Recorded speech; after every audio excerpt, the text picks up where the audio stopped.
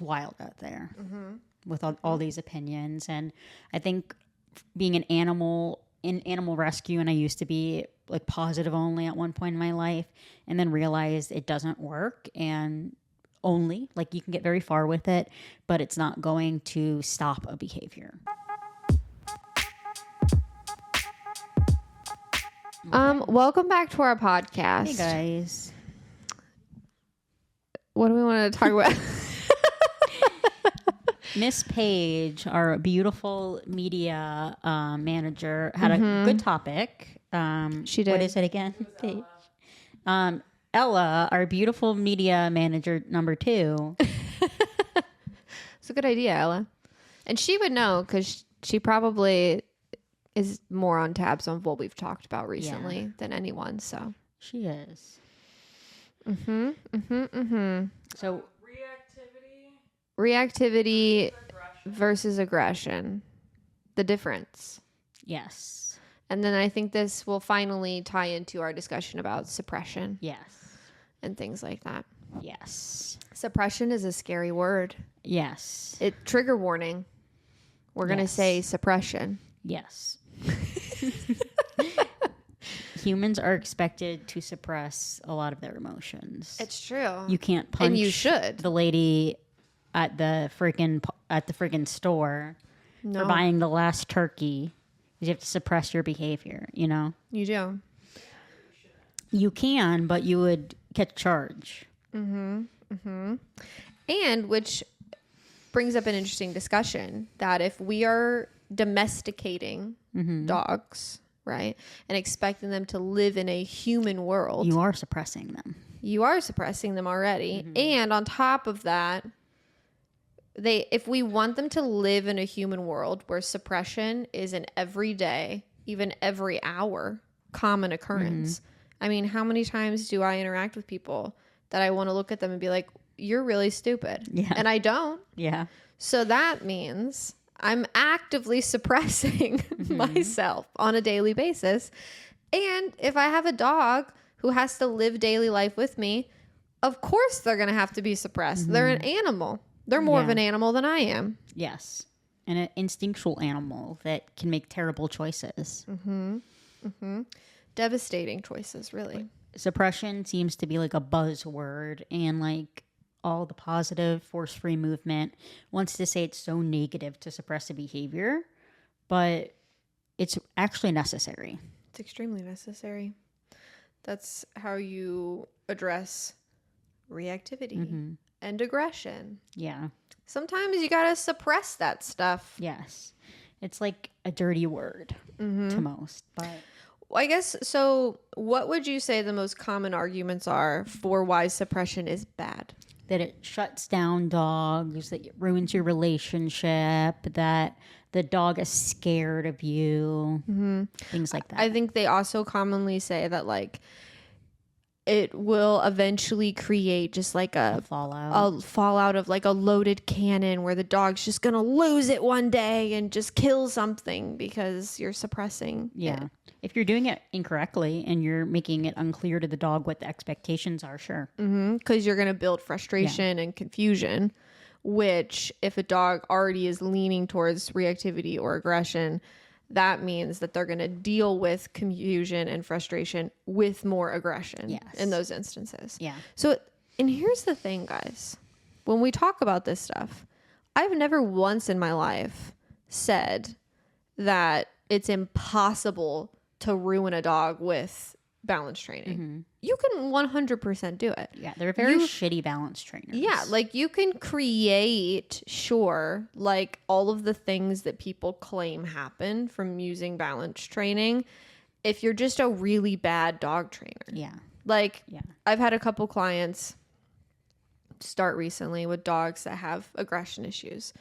And they're like, well, we commonly hear that, like, if, you know, every time they see a dog, we correct them, that they're going to think it's the dog that's causing the correction. And then they're going to hate dogs more. And I said, well, sure, if we did it like how you're exactly describing, yes. If your dog simply looked at a dog and we corrected them for it, 100%, they're going to classically condition. I see a dog, something horrible happens. I hate dogs. But that's not what we're doing. No. And that's not what any good balance trainer is doing. And there's a lot more science to it. And I think like there's a notion that balance trainers are inherently uneducated and don't understand operant conditioning and aren't smart enough because they didn't go through school or I didn't sit at my laptop and go through an a online PowerPoint. accreditation Yeah. about how to fix separation anxiety with snacks. Yeah. So it's just wild. It's wild out there with all these opinions. And I think being an animal in animal rescue, and I used to be like positive only at one point in my life, and then realized it doesn't work. And only like you can get very far with it, but it's not going to stop a behavior. No. And you could argue that like you're suppressing a behavior by click and rewarding if a dog really wants to do something and you're nagging it the whole time, and like that's a form of suppression. You're saying don't do that, and it can build a lot of frustration with the dog. Oh yeah, negative punishment can be one of the most, I think in studies, I'll have to find the exact ones, but to my knowledge, negative punishment, which is what positive only trainers typically use a lot, is like the withholding of rewards or things that a dog wants, causes like the highest cortisol levels in dogs. It causes the most stress. Yeah. Because, and every dog can be different. So I'm sure that all the cases can be different on what's going to cause the most stress. But because in my opinion, like withholding a reward, which you could oftentimes use when you're doing like free shaping even or things like that, the stress causes the motivation, you know what I mean, to figure out what and problem solve how to get the reward back again. Yeah. So it's just crazy to me that like they claim that they're so force free and this and that. And I'm like, but you guys use stress to your advantage, which is good. I mean, we all do. You should. I mean, dogs live in a world where stress is an everyday unavoidable thing. And to think that like, we should shelter the dogs from stress, you can't. One day you're not going to be able to have them live in this bubble. Yeah. And I would much rather build my dog's resilience and ability to overcome and like cope with stress when I give it to them in small doses versus completely withhold it from them forever. I mean, look at children. Kids that are raised without having to ever experience any type of adversity and their parents fix everything, help them with everything. They've never had to struggle, or even as simple as like learning how to, once they get to an age appropriate level, learning how to make a sandwich, right? If your kid gets frustrated because they can't open the cheese container and you do it for them every single time, instead of one day being like, figure it out, just figure it out, you're going to completely deprive them of any confidence building that makes them feel like they're capable of doing things and accomplishing stuff. Yeah. And you can absolutely do that with dogs by sheltering them way too much. And it's like, to go back to the human example, a really high rate of suicide, which is dark, but is right around the college age when kids leave their parents' house and they go and live on their own. And they're like, oh, holy shit, like they can't handle any of the stress. And ethically, like I want my dog to be able to be okay handling stress. And I don't want me to have to like pick them up. And, you know, if another dog is coming, like run the other way, because these things are going to happen. And you have to like prep and raise a dog that can handle that. Yeah. And to me, I'm like, if you truly, and this is where I think it's so backwards. It's like if you truly claim, because that camp claims that they love dogs more than we do. Yeah, because they would never use an e-collar. They would never, you know, cause harm and damage to animals and things like that. And it's like, okay, but the only reason that the dog population is surviving is because of us, and you guys are just like skating on that. Like if we got rid of balance training altogether, do you know how many dogs would just disappear off the face of the planet? First of all, it would eradicate breeds.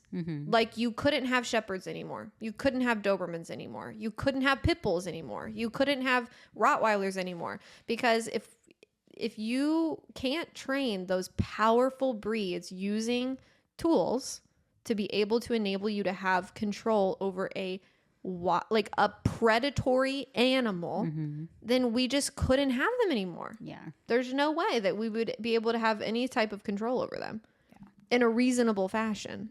Or it would just become, if you weren't physically stronger than a Rottweiler or a Cane Corso or a Shepherd, then you couldn't have one. Yeah. And there are people that like those breeds and want to have them and are responsible. But again, like, we had a dog drop off a couple of months ago, and it was a huge Rottie, and he was not happy. He was very strong. And I remember the woman like looking around being like, is there somebody bigger here to take this dog in? And I was like, no. And I was fully confident that once we started with the tools, that this dog would be able to adhere, and I couldn't have done that with positive reinforcement alone. No. And I don't think would be my understanding or skill level of how to use positive reinforcement, because I use a hell of a lot of it in my training. That's why my dogs look so good. Toot my own horn there. But absolutely, like, people wouldn't be able to own dogs like that. Yeah. No, I mean, there would be absolutely no way. And again, if people would, it would become a matter of like owning a certain type of dog breed would be based more on like your genetics more than anything. Yeah. So it's like, that's crazy. Women couldn't own Rottweilers anymore because we couldn't overpower them if we needed to. Yeah. So yeah, it's a slippery slope. And I just think it's wild that like the positive only group doesn't recognize that, like, what do they think would happen if they really got what they wanted and there were no tools anymore, all of it was banned, you couldn't do this, like, it would be an absolute shit show. It'd be very sad. There'd be a lot more euthanasias than there already are, and there are a lot which are necessary at times, like with eradicating dangerous behaviors. If a dog's going to go into a house and the person's not going to do any training with them, like, kill shelters have to be smart about these things, and they should be. It's their ethical responsibility. Yeah. So, I mean, and the reason why, I mean, balance training is successful with a lot of these cases with dogs that have behavioral issues is because we suppress the behaviors. And I think that there's something to be said for just a dog simply learning that, like, you can't do that. It doesn't have to be any deeper. Yeah. Like, there's not this big emotional convoluted thing with them. It's like, you try to bite me, you get a correction. You can't do that.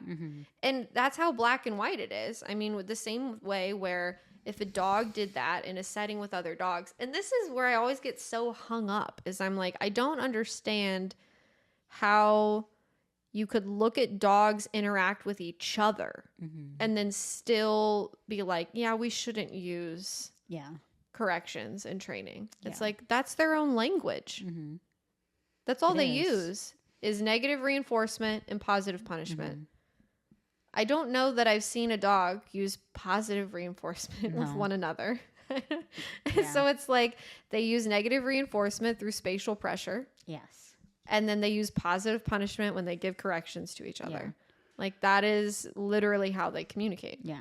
And I think we're like so passionate about this topic, and it's something that we've definitely talked about in the past, because I think it's so disheartening to really turn a dog around, turn many dogs around as we have, and then like kind of be gaslit into thinking that we're doing the wrong thing. Like, you have to have a very strong skin, very thick skin to like overlook it. It was something that used to bother me a lot as a young trainer. And I was telling you that we have a new assistant trainer, and we were talking about like positive only versus balance training. And she was just like, I don't understand why people try, like, why would they give their money to a positive only person? You're going to hit a wall eventually, like with the issues that we see and work with. Yeah. Because it's more marketable. Yeah, it is. It sells better. It sells way better. I mean, if you could, the rhetoric that they spew of being like able to fix all of your problems and do it in a nice way, and not like those other trainers over there that are so mean and abusive and this and that. Like, obviously you're going to draw people to you and you're going to scam them and take their money when you're the one sitting on top of a mountain calling everybody else abusive. Yeah. Like, of course they're going to flock to you. Yeah. That one guy that was like harassing us for a while. Oh yeah. And he was like, these guys are scammers. They'll take your money and not fix your dog. We've never once done that. We've never once done that. And how many clients, like I've had this asked to me a lot recently, is they're like, wow, is there any dog that you can't save? Yes. And I get asked that a lot. Yes. It depends on the human situation, the living situation. Yeah. There's a lot of issues. Situation, if a dog has a home yet. A lot of variables. Yes. Or the dog maybe is just neurologically unstable. Yes. That's a no-go. Yeah. So, I mean, yeah. In the case of reactivity and aggression too, I think that a lot of times, especially in the force-free community, I would say probably fairly, like just dog training as a whole, those two words get conflated a lot. But I think especially in force-free, I would imagine that they would have a difficult time being able to differentiate whether it was true reactivity or whether it was aggression, because they could never work through the things to the point where they could truly see what the intention was behind the dog. It's management, avoiding things like of that nature. Yeah. And to them, it's the same thing. And another logic behind force free is that the dog is doing it for a reason, and we should understand that deep reason the dog is doing it and fulfill their needs in a different way. Yeah. So, or just tell them stop. Yeah. Like that, it really hurts my feelings when you bark at other dogs. Yeah. And I would like you to stop. Yeah. And your dog's like, fuck you. Yeah, exactly. Like it doesn't need to be so deep. Like a lot of times, like as a joke, when a dog is like being reactive, especially in the beginning stages of training, when I'm working with people and we're not really like handling it, and like maybe it's their first lesson and the dog's like losing it in the lobby, I'll say things like, well, they're having some big feelings right now, you know, as like a joke, but like truly it's like, oh, they just need to be like told to shut up. Like that's really what it is. And yeah, they need to have something motivating behind like being told to shut up and like stop. And like it's crazy how quickly that will work. Yeah. Like, and it's and I think that yes, like there's something to be said for like the cases where maybe the dog, it's like a fear aggression case. Like yes, there is something to be said for the emotion that is fueling the reactivity outbursts in that instance is fear. So of course, I want to address the fear and the confidence issue at some point. But like, I can't tell you to change how you feel until I can get you to stop exercising like the very inappropriate coping mechanism that you're doing. Yeah. Like, I can't tell you that you shouldn't be scared of that dog until I can get you to shut up. Yeah. Like, stop screaming at it. Stop lunging at it. Stop acting all bravado around the dog. And now that we've gotten rid of that reactivity and eradicated that, and we see the true version of the dog who's like, oh no, then we can actually use positive reinforcement and change the emotion that's driving the behavior and work on it that way. And I think what gets misconstrued so many times is that people will see, like, once you've corrected for reactivity and you've eradicated it, and then you see the raw version of the dog who's just horrified, all of a sudden that came from us and what we did to the dog, and not that's what the dog already was. Yeah. You're just seeing the actual raw emotion of it. You're not seeing the symptoms of it at that point. Yeah. When they're at the end of their leash and like dragging their owners everywhere. They can't go on walks. They can't do this. They can't do that. That's suppression. That you're suppressing your dog's want to exercise, want to get out in the world because you can't control your dog.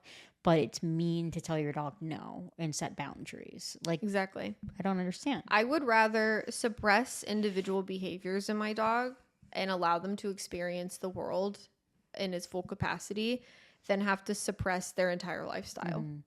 and be like, well, we can't actually take you anywhere. We can't go do off this. leash. You can't do this. Yeah, I have to put you away when people come over. I can't have you out because you're going to steal the turkey off of the table. I can't, like, it's crazy to me. The cannots are so much more with, like, in my opinion, with positive only training than balance training. Yes. Like, there are limitations in balance training. Of course, we acknowledge that, and there are safety issues, obviously. And we're very responsible about that. But we can offer people so much more than what a positive only person can sell you. Yes. If your dog is having behavioral issues. If it's a sweet little puppy and you're clicker training, good for you. Yeah. We love that. That's fine. But eventually recognize that there will come a time where you need to tell your dog no. And there will come a time where treats and a clicker are not going to be able to help you do that. No. And if you want to do any type of like off leash training or anything like that, to me, an e-collar is literally the only option. I would never feel comfortable having a dog off leash without having an e-collar on them. No. And no, it's not because my dogs won't listen without it. It's because it's a freaking dog. Like, I can't remember the last time I had to correct one of my dogs for being in an off leash setting. Yeah. But God forbid I would need to, and I'm a dumbass and I didn't put it on them or something. Like, that would be horrible. Yeah, it's a tool to communicate to them when they're off leash, especially if you are letting them like run and go ahead of you, and like let's say they find something on the trail to eat. I can't run up to you and get it out of your mouth faster than you can eat it. Yep. If you know, you know. Or if there's another dog or some person that gives them a bad vibe, etiquette wise, you need to be able to recall your dog and like have him come back to you. And that's why you can give them so much more freedom. Yep. And that's what I'm passionate about, is being able to teach people how to expand their lives with their dogs. Yeah. Not so much more suppress fun. it. Yeah. And be like, I can't do any of this because I'm managing it better and I'm more educated than you are. Because you're a stupid, dumb idiot that uses e-collars. Yep.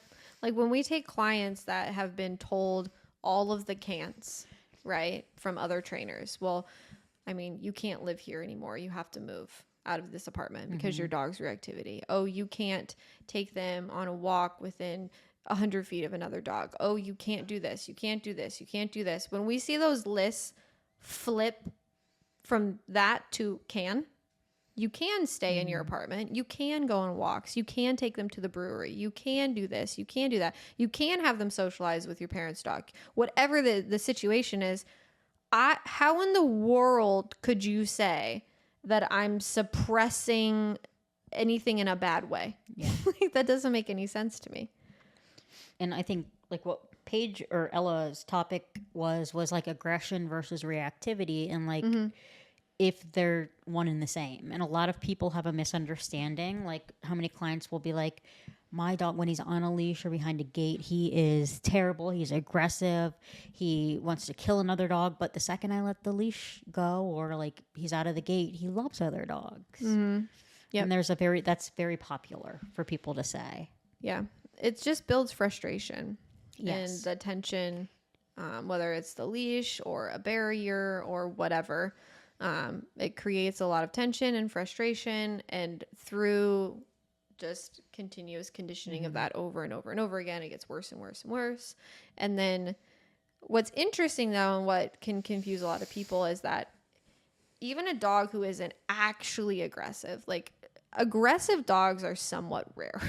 Even a dog who isn't actually aggressive will bite someone in a reactive state, or bite a dog in a reactive they're state. pumped. Yes. It's very easy for them to tap into an aggressive state because of where the reactivity is kind of amplifying their brain in that moment.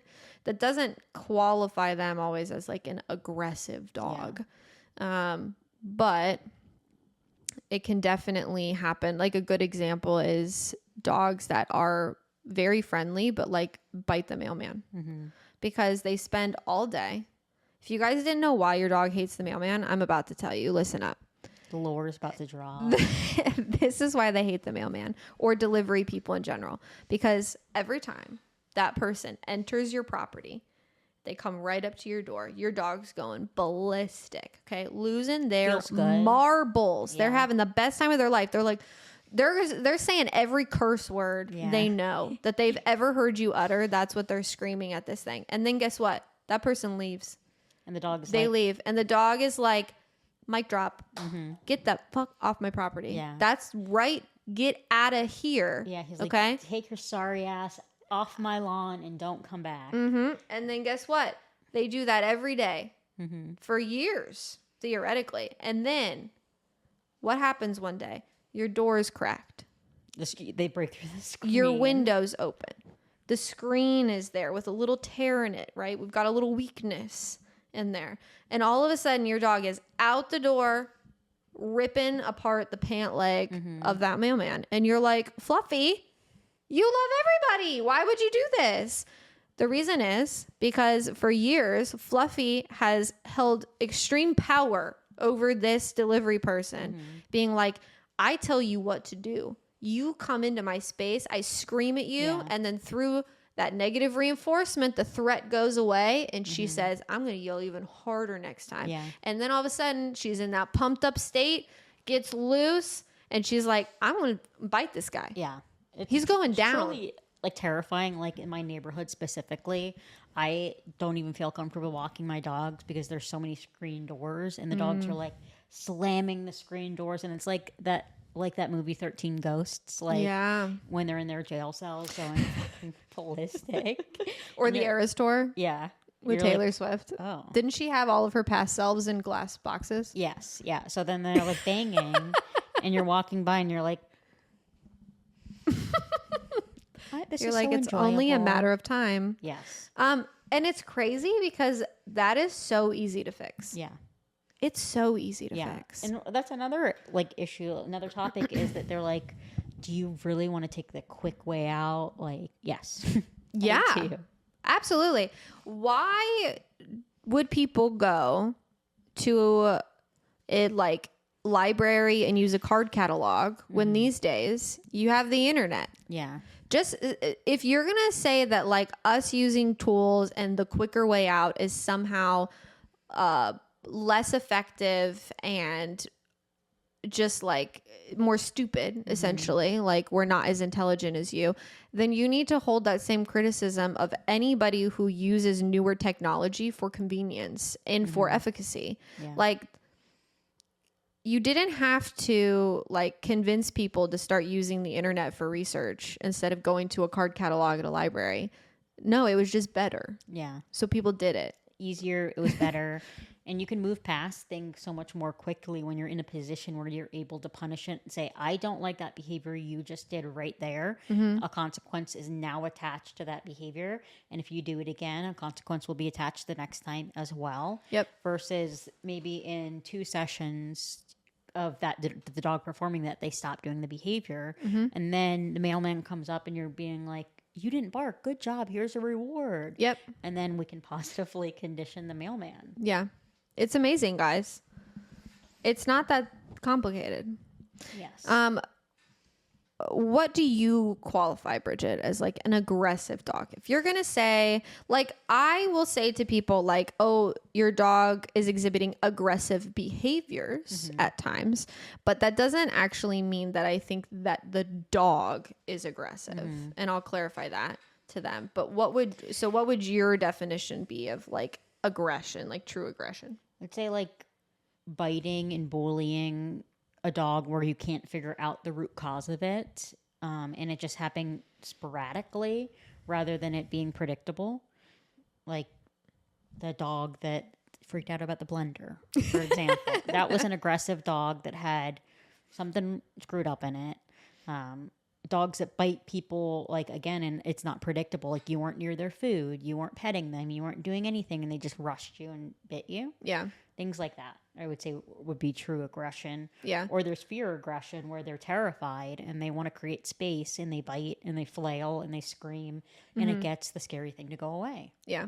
So I think you could argue a lot of cases are fear aggression, but there are some dogs that are not fearful. Yeah, I mean, there's definitely like the neurologically, like something just isn't clicking right. Aggressive dogs, kind of like you're describing, the ones that there's no pattern, there's no predictability to it. They're just unstable. Yes. And though they can easily be triggered by something, and it's never going to be the same. And then like with fear aggression, I agree with you that I think that that's like kind of like a subcategory more than it is, because it's like they're using aggression as like a means to an end. Yeah. To me, like a truly aggressive dog, like the aggression is the end. Yeah. Like that's what they want to do. Yeah. They're not like, oh, I'm being aggressive to you because I want space. They're like, I'm coming into your space and I'm going to kill you. Yeah. Like or you go into their space.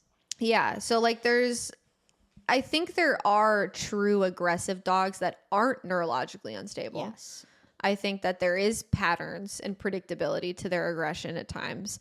They're just very rare. Yeah. It's controlled aggression like you see with like protection dogs, police dogs. It's more coming from like a point of dominance. And they want that to some extent, or they do want that capability of the dog where they're not bite shy and they're not scared, and they're like, I will chase you down and fuck you up. Yeah. Yeah. And dogs are a necessary tool in police work and military work because of that, because of aggression. Mm-hmm. Aggression is very important, and that's a huge trait in dogs that is very desirable, and like we wanted in dogs. That's the whole reason that we domesticated that creature, was so that we could use it to our advantage.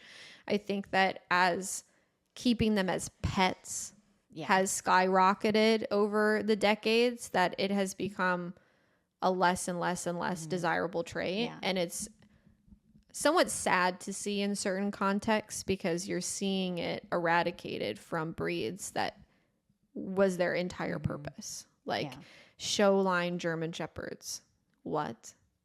Like, what is that? Yeah. Like, that's what a joke. Like, that's not what those dogs were ever intended for, was just to like strut around and look pretty. Yeah. Like, plus the show line German Shepherds don't even look pretty, but don't even get me started on that. But, and then like, but you're seeing like a split in the breeds where we're trying to get rid of some of those aggressive traits, which is just silly. Yeah. What's the point?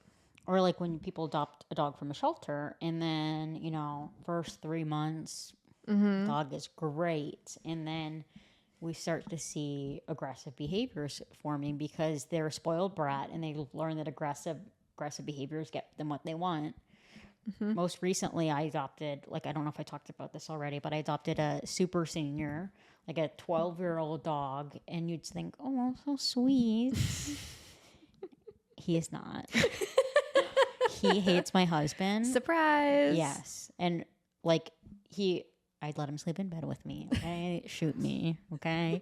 And then my husband would get home from his shift and try to crawl into bed. And the dog was like, fuck you. Get out of my bed. And my husband was like crawling into bed. So we can't sleep in the bed anymore. No, we can't be doing that. And then he'll go after my husband sometimes for no reason, apparent reason. Yeah. And we've been starting to correct that. And now the two of them can live in harmony. But I'm sure as shit not going to allow a 12-year-old dog to come into my house and then start bossing me around and my husband around and dictating what isn't okay, because the dog is resource guarding me. Yeah. Mm-hmm. No, that's I don't ridiculous. care if you're 1 month old. Yeah, right. Or 14 years old. That's not going to fly. Will not be tolerated. Yeah. Absolutely not. And the e-collar specifically, like when we started creating him at night again, screaming, barking, meltdown, because he'd been used to being a spoiled brat. 2 corrections on the e-collar at a motivating level, and he was like, never mind. He said, sweet dreams, everybody. Yeah. Oh, well, I'm going to tuck myself in for the night. You're right. He said, I'm going to have a nice little snooze all by myself. Yes. So you're taking a gamble sometimes when you get a dog from a shelter. Yes. And they can be seemingly just so sweet and innocent. And then they get you. Yeah, you never know what you're going to end up with. Yeah, the last thing I would have ever expected is this like old senior crippled dog being aggressive. Such an asshole. Is he just like scared of Justin? Is that the problem? It doesn't seem like fear to me. Really? It's like resource guarding me, like in my space. Like if he's on the couch and Justin sits down, he's like, makes the ugliest little face. And then What a brat. like Justin like tiptoes around him. I'm like, you're making it worse. Yeah. Because you're being hesitant. Yeah. And you're just letting this dog like not have you like sit on the couch. So we have had to evoke a lot of like privileges with this dog. Yeah. I mean, what a brat. Yeah. Like I rescued you, your alopecia looking rat ass from the shelter. You were dropped off in the parking lot because they didn't want you anymore. And then you're going to gaslight me into thinking you're so sweet and such an angel and that you're dying. What's so funny is that I commonly see, so like if I happen upon a video where someone's like, match me with a dog breed, this is what I want, blah, blah, blah, blah, blah. The comments will be filled with people being like, rescue a dog. They'll be so thankful that you rescued them. They'll love you forever. Like, do people really believe that? They must, because I see it everywhere. Yeah. And I'm like, dogs don't give a shit. Like they don't care you rescued them. No. They have no concept of that. And then like the post like rehoming a dog, they were like, well, all he needs is love and patience. Bitch. No, he doesn't. No, he doesn't. That's the last thing he needs. Yeah. I just started working with a German Shepherd from CCAS right now. And he is, and they don't get a ton of shepherds, at least not. Yeah. You don't find a lot of shepherds like in rescues generally. He definitely seems like a purebred shepherd. He's pretty cool. Yeah. And the hard thing is that, like, in my opinion, I feel like shepherds do the worst in shelter settings. Yes. Because they're already neurotic. They're neurotic. They're territorial. They're easily irritated by barriers and restraint. They're very reactive, and like the whole structure of a shelter system is a complete antithesis to like what their lifestyle is supposed to be. And they're sharing space with dogs, with people. Like that's not what they're supposed to do, nor what they would want to do. Strangers are coming up to them all the time. Yes. And they have a higher likelihood of being reactive towards people. And so that makes it really difficult for them to get adopted, because like who wants to adopt the shepherd who's launching themselves at the kennel door every time you approach? Like it's just a mess. So one of their goals for him, because that is an issue, is his reactivity and stuff like that with new people. They're like, how do we even get him accustomed to new people and people working with him, whatever. And so what we did at our session was I had someone he knew working with him, and he's not like a severe bite risk or anything. He's just a reactive shepherd. You know what I mean? And so whoever is holding the leash, he's like, I got you. Anyone comes near us, I'll handle it, my guy. No, I don't want that. Yeah. And so what we did was we did drills where somebody would be walking with him, and then they would approach somebody new. So her and the dog would approach the new person, give them the leash, and then that person would go. So we took away the aspect of like him being approached, and instead of let him do the approaching and then the handoff, and got him accustomed that way. And one of the things that I told them that I think was an interesting perspective shift for them, because they mainly deal with a lot of like bully breed mixes, pit mixes, things like that. Those dogs are easy to win over with like snacks and pets and like snuggles and things like that. A lot of the time, like, because most of those dogs are usually pretty good with people. If anything, they're not great with other dogs, but they like people. Shepherds are not wired like that. You're not going to win them over through like lovey-dovey things. They need to respect you before they will trust you and therefore like you. Yeah. So when, like with my dog, my oldest shepherd, Lumos, for the first like 5 to 6 years of his life, like we did not have like a cutesy lovey-dovey relationship. He was like, we do things together. That's why I like you. Yeah. We go places, we do things. I chase stuff, I bite things, I bring it to you. You tell me to do things. I love that. Like that's literally like, he was very just robotic mentality. And I would have never been able to build a bond with him the way that he is affectionate with me now at 12 years old if I tried to do that then. Yeah. He wanted he wanted structure from me. He wanted reliability. He wanted leadership. He wanted activities. He wanted purpose. And so I told them with this dog, I was like, don't worry about trying to pet him, about trying to do any of that, about trying to give him a bunch of treats. Like, take him on a walk, do training drills, play fetch with him, like do stuff that he actually enjoys and finds interesting. And then you'll find that he starts to want to be more affectionate with you, that he wants to actually seek that out versus trying to lead with that at the beginning. It's a slow process at times. Like, I think for the first 4 months, I didn't acknowledge Lumosa's existence because he kind of scared me. I mean, that's valid. He's because kind of a scary the stories you told. Like, I respected your want for him to have space. And then we had another employee that would like crouch down and kiss him on the face. And I could see in his eyes, he was like, head back. And I was like, listen, I'm going to need you to sign a waiver if you're going to keep doing stupid shit like that. But yes. And I always talk about the olive branch that he extended me, which he gave me that green stick and he like dropped it at my feet and he's like, can you throw that for me? And then after that, we're friends. I wouldn't kiss him on the mouth or the snout. I wouldn't recommend it. But I'd give him a little pat on the head. The one time he climbed up in the chair next to you. And he was like licking my ears. He was like right by your face. And I remember how stiff you were. You were like, what do I do? And I think he likes me now. Yeah, I think he does. You're in the circle. Yeah. He is a good example of a dog that when like his aggression stems from a dominance point. Yeah. He's not scared. No. He's not unstable. It's predictable, but he loves the conflict. Yeah. And he loves the fight. And like that's why it's such a delicate process and a long process for me to like get him accustomed to new people, is because if I'm not very intentional about it, his interactions with them are truly driven through like intimidation and he tries to, it's silly. Like, so that's where and again, those dogs are very rare. I just happened to be lucky enough to get one when I was only a trainer for like 6 months and didn't know what I was doing and ended up with him. So after bleeding a lot, crying a lot, we somehow survived and made it to the point that we are.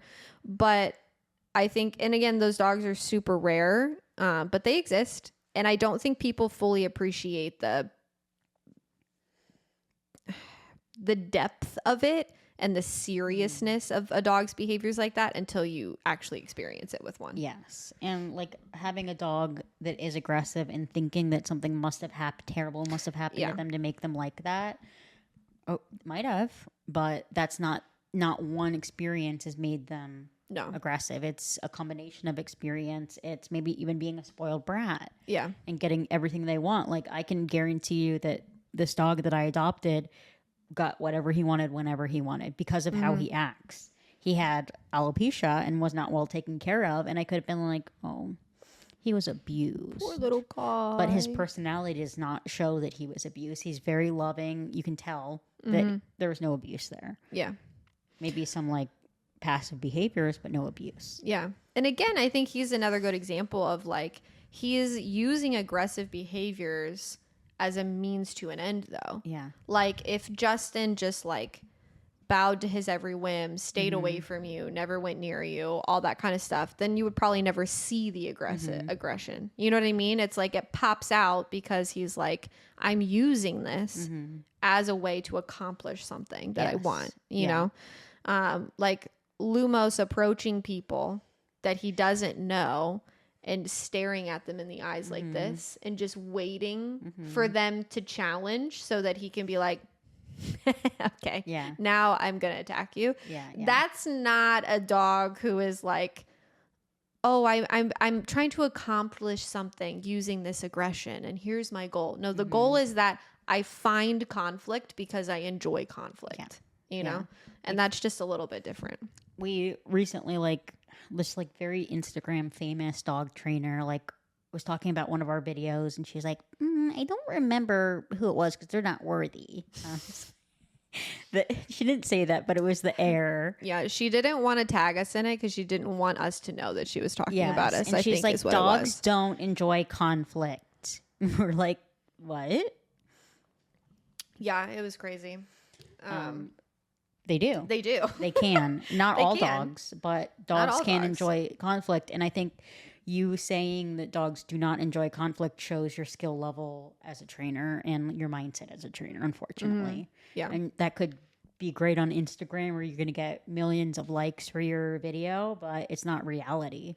Well, and I think it inhibits your ability to see things clearly.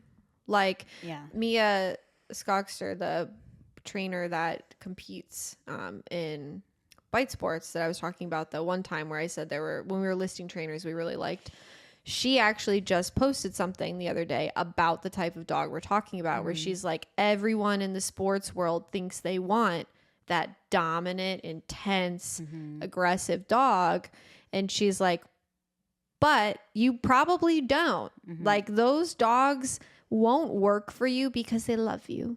And they just think the sun rises and sets with you. Like, you have to fucking earn it. And like, they see you as like a pawn. And to a certain degree, you kind of have to play that role for them to get them to a point where you want them to be, of control and different things like that. So it's like, again, people think they know that dog. They think they understand it. They think they've seen it, but you probably don't unless you actually really, really, really have. Yeah. And you will know those dogs demand a presence, man. When you're around a dog like that, you can feel it. Yeah. You're like, oh, this is like a very serious, serious creature that is not messing around right now. Yeah. The Rotties of the world. there's definitely some Rotties like that. Yeah. But yeah, I mean, so to me, aggression, I think, is a word that is very much overused. I when describing certain dogs, I try to make sure that like I'm using verbiage that is specific, and most of the time I try to say like aggressive behaviors or things like that, because I really want to try to preserve the integrity of like the word aggressive, you know, because I think that it gets overused and diluted a lot of times. And that can be disheartening for some people, because I know we get a lot of people in with reactivity issues and they automatically assume that that means that their dog is aggressive, when most of the time it doesn't correlate. Sometimes it does correlate.